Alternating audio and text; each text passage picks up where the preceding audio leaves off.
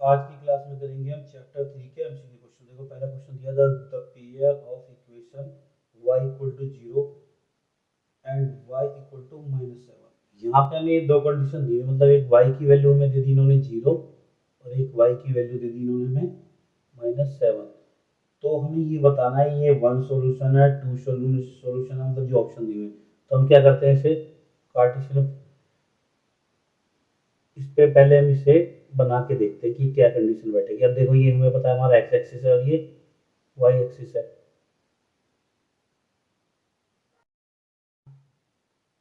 Plot करते हैं इस पॉइंट को, वाई तो हमारा कहाँ आएगा, यहाँ आ जाएगा पॉइंट पे, तो ये लाइन हम सीधे ऐसे ले सकते हैं।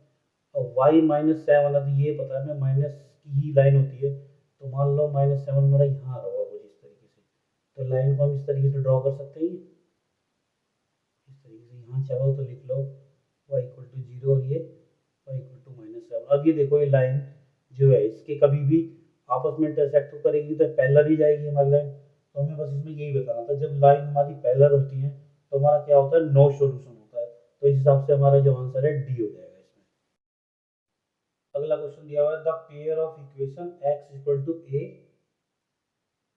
और y इक्वल टू हमें दी है b। यहाँ पे ग्राफिकली रिप्रेजेंटेशन और लाइन भी चार, उसके बाद लाइन बताना। पहले हम इसे ग्राफिकली रिप्रेजेंट कर देते हैं। देखो इस तरीके से ये एक्स एक्सिस को शो करिए, ये वाई एक्सिस को। एक्स इक्वल टू ए लेना है, पॉजिटिव है तो मान लो कहीं ए यहाँ है हमारी डिस्टेंस, इस तरीके से यहाँ तो यहाँ आएगा, तो ये सीधी जाएगी लाइन। और वाई बी है, ये भी पॉजिटिव है, मान लो बी यहाँ है, तो इस तरीके से लाइन जाएंगी डॉट डॉट करके, तो आपस में इंटरसेक्ट यहाँ करेंगी ना एक दूसरे को। ये इस तरीके से बना के देख लो, चलो ये हो गई। तो ये इंटरसेक्ट कौन कौन सा पॉइंट पे कर रही है, ए और बी, क्योंकि हम सबसे पहले एक्स का लिखते हैं और फिर लिखते हैं वाई का। तो ये लाइन तो इंटरसेक्ट कर रही है, हमारा पॉइंट कौन सा है यहाँ पे, ए और बी पे। तो इस हिसाब से जो ऑप्शन आ रहा है वो हमारा ऑप्शन हो जाएगा डी।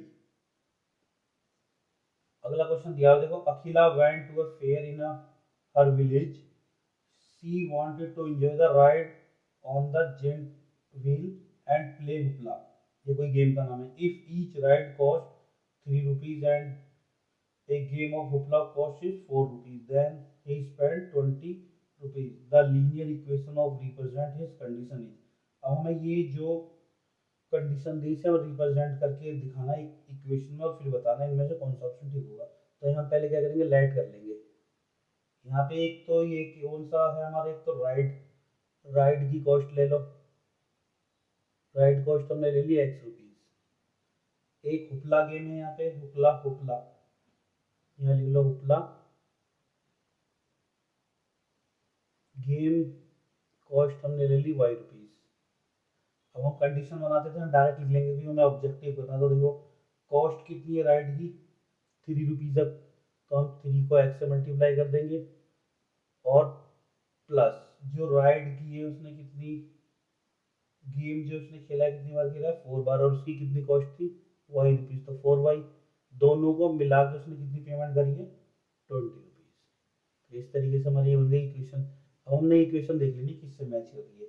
ये इक्वेशन हमारी मैच करती है ऑप्शन नंबर सी से। अगला क्वेश्चन दिया हुआ, if fraction become 4/5 if 2 is added to both numerator and denominator, if however 4 is subtracted from both numerator and denominator, then the fraction become 1/2। the graphically, oh sorry, the algebraically representation हमें करके दिखाना है। तो यहाँ पे पहले हम क्या कर लेंगे, लेट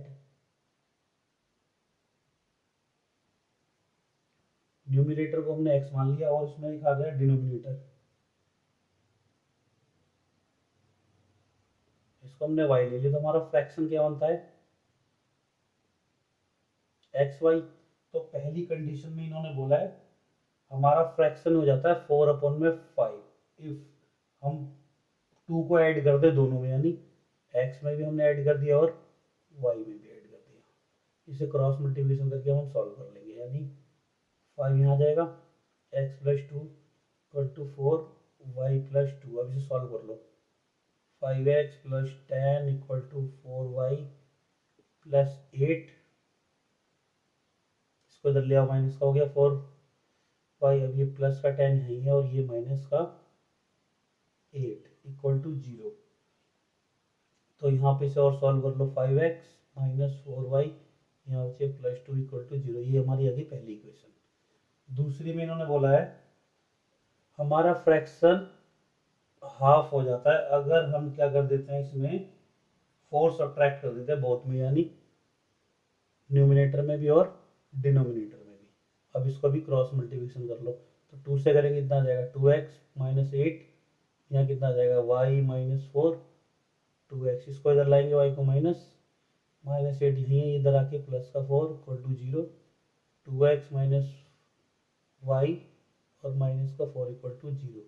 ये क्वेश्चन नंबर 2। अब ये दोनों इक्वेशन हमें ऊपर जो ये ऑप्शन दिए हुए इसमें से मैच करके दिखाएंगे। तो इसमें हमारा जो ऑप्शन मैच हो रहा है ये आ जाता है हमारा ऑप्शन नंबर बी। अगला क्वेश्चन दिया हुआ है Rumila went to stationery stall and purchase 2 pencil and 3 eraser for 9 rupees. मतलब 2 पेंसिल और 3 इरेजर उसने 9 रुपए में खरीदे। और उसकी एक फ्रेंड है कोई Sonali, so the new variety of the pencil and eraser with Rumila and he also bought 4 pencil and 6 eraser of the same kind. उसने रुपीज दिए 18। The algebraic representation of situation, इस सिचुएशन को हमें रिप्रेजेंट करके दिखाना। तो सबसे पहले हमें यहाँ पे कॉस्ट चाहिए होगी पेंसिल की। यहाँ कर देते हैं लेट कॉस्ट ऑफ 1 पेंसिल की हमने ले ली x रुपीज, और कॉस्ट ऑफ 1, और इसमें एक इरेजर दिया हुआ है हमें, इसको हमने ले लिया y रुपीज। अब हमने यहाँ से एक बना देनी है इक्वेशन। तो देखो यहाँ पे हमने 2 पेंसिल लिए, तो 2 पेंसिल को कॉस्ट x है तो इसे x से हमने मल्टीप्लाई कर दिया, क्योंकि ने पेमेंट करी इसने हमें प्लस करके ही लेना पड़ेगा। और 3 इरेजर थी, कितनी पे करी है इसने, इसकी पेमेंट करी ने 9 रुपीज। ये इक्वेशन नंबर फर्स्ट। ऐसी दूसरी में देखो जो उसकी फ्रेंड थी उसने 4 पेंसिल लिए, तो 4x प्लस इरेजर उसने लिए 6, तो 6y इक्वल टू 18। ये हुई क्वेश्चन नंबर 2। अब इसे देख लो, हमारी जो ऑप्शन दी हुई है इसमें हमारा सी ऑप्शन में बैठती है कंडीशन। क्वेश्चन यहाँ पे दिया हुआ देखो 3x minus Y equal to 3 और 9x minus 3y equal to 9 has infinite solution. तो ये हमें बताना है ट्रू है फॉल्स है, या कांट से पार्टली ट्रू और फॉल्स। तो पहले जो क्वेश्चन दिया वो लिख लेते हैं, 3x minus Y equal to 3, और दूसरी इक्वेशन हमें दी हुई है यहाँ 9x minus 3y equal to 9। तो पहले हम इसमें a1 लिखेंगे। a1 क्या होता था हमारा, x का कोफिशिएंट यानी 3। a2 क्या होगा, x का कोफिशिएंट दूसरी इक्वेशन में 9। b1 क्या होगा, कोफिशिएंट ऑफ y पहली इक्वेशन का। b2 दूसरी इक्वेशन में y का कोफिशिएंट यानी -3। c1 कितना होगा 3 और c2 कितना होगा 9। अब हम इसे कंपेयर करते हैं। पहले हम लिखते हैं a1 अपॉन में a2, 3 अपॉन में 9, इसे कर दो 3 1 जा 3, 3 3 जा 9, ये तो आ गया 1 अपॉन में 3। अब हम लिखते हैं b1 अपॉन में b2, तो b1 अपॉन में b2 लिखेंगे तो -1 और -3, माइनस से माइनस कैंसिल, 1 अपॉन में 3। अब हम कंपेयर करेंगे c1 अपॉन में c2 को। ये कितना है 3 अपॉन में 9, तो ये कितना आ गया 1 अपॉन में 3। अब हमारी ये तीनों कंडीशन इक्वल आ गई, तो यानी a1 a2 इक्वल आ गया b1 b2 के, और इक्वल आ गया c1 अपॉन c2 के। तो ये कंडीशन हमारी किसके लिए होती थी, इनफाइनाइट सॉल्यूशन के लिए होती। तो ये जो हमारी दी हुई है ये ट्रू है, तो हमारा ए आंसर होगा। अगला क्वेश्चन दिया है number of common solution for the system of the linear equation. यहाँ पे कॉमन सॉल्यूशन बताने हमने कि कितने होंगे, 0 है, 1 है, 2 है, नन ऑफ दीज है। तो इक्वेशन पहले हम लिख लेते हैं। क्या दी हुई equation 5x plus 4y plus 6 equal to 0, और सेकंड दी हुई हमें 10x plus 8y equal to 12। तो इसे भी हमें पहले क्या करना होगा, कंपेयर करना होगा। अब ये देख लो हमें, तो कंपेयर करने के लिए a1 क्या होगा, पहली इक्वेशन में x का कोफिशिएंट, a2 क्या होगा दूसरी इक्वेशन में x का coefficient, b1 4, b2 8, c1 6।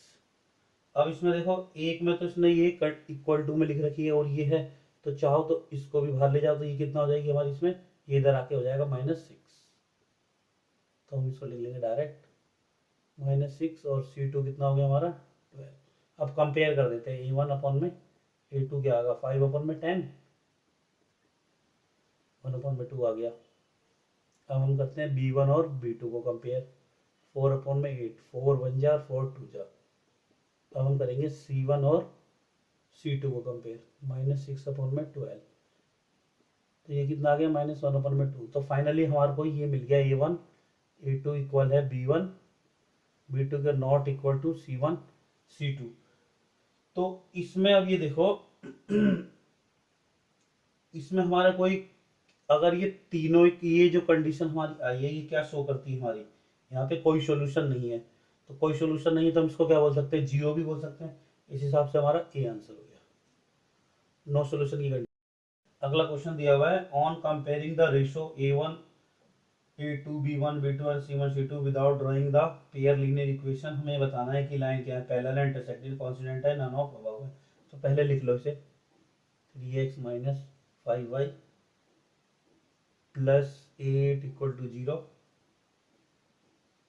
7x plus 6y minus 9 equal to 0। अब देखो ये पहले वाली की तरह है, या तो नहीं, ये ठीक चल रही है, बिल्कुल ठीक है। ये हो गए हमारे पास दोनों इक्वेशन। अब हम इसमें क्या करेंगे, पहले हम इसमें निकाल ले A1 A2 B1 B2 C1 C2। A1 तो हमारी आ जाएंगी कोफिशिएंट इनके 3 और 7, ऐसी -5 और 6, और ये 8 और -9। अब हमने इसे कंपेयर कर देना है, A1/A2, इसको कंपेयर करेंगे तो 3/7 ही रह जाएगा। B1 B2 को कंपेयर करो, -5/7, ये भी ठीक ऐसे ही रहेगा। C1/C2 को कंपेयर करो तो ये 8/-9 है, तो ज़्यादा से ज़्यादा ये माइनस ऊपर आ जाएगा, ये हो जाएगा सोल्यूशन।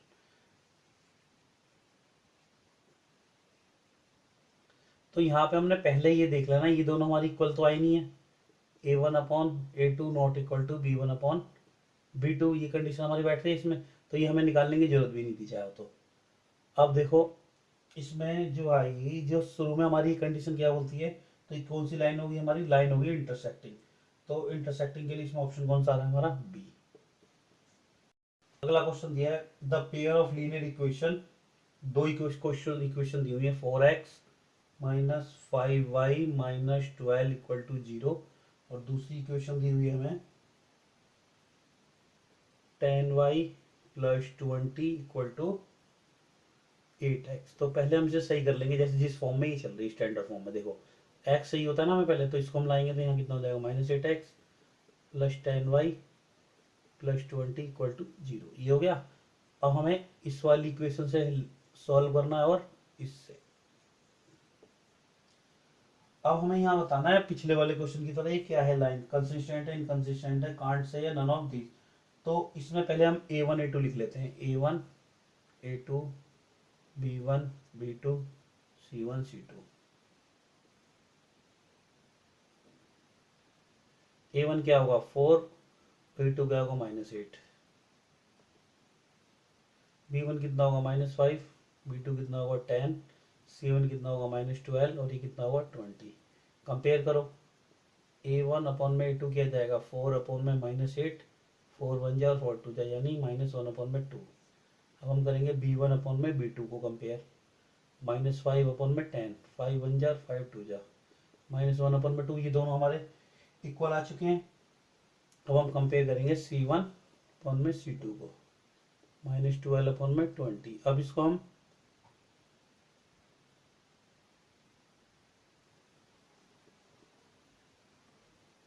ये हो गया। अब देखो इसमें ये दोनों तो इक्वल है और ये इक्वल नहीं है, तो हमारी कंडीशन क्या बनती है, A1 A2 not equal to B1 B2 not equal to C1/C2।